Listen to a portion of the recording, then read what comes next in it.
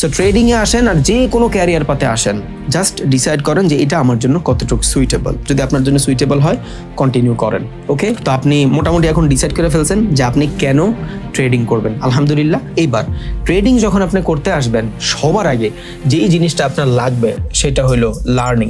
মনে রাখবেন, আমি আপনারে কখনোই বলবো না আপনি উইদাউট লার্নিং যে কোনো স্কিলে ঢুকে যান। 100 জন মানুষ যদি ভিডিও এডিটিং শিখে 10 জন মানুষের বেটার লার্নিং থাকে বিদায় ওই 10 জন মানুষ কিছু না কিছু করে খাইতে পারে। 100 জন মানুষ যদি গ্রাফিক্স ডিজাইনিং শিখে 5 জন মানুষের ভিতরে ওই গ্রাফিক্সের বেটার নলেজ থাকে বিদায় উনি বেটার ডিজাইন ক্রিয়েট করতে পারে এন্ড উনি বেটার করে। বাকি 95 জন বলে আর ফ্রিল্যান্সিং এ তো টাকা নাই। দুনিয়ার সব সেক্টরে টাকা আছে, বাট আপনার ওই পিক লেভেল পর্যন্ত যাইতে হবে, যেই লেভেলে গেলে আপনি টাকাটারে আনলক করতে পারবেন। বেশিরভাগ মানুষ ওই পিক লেভেল পর্যন্ত যায় না, সারফেস লেভেলে থাকে।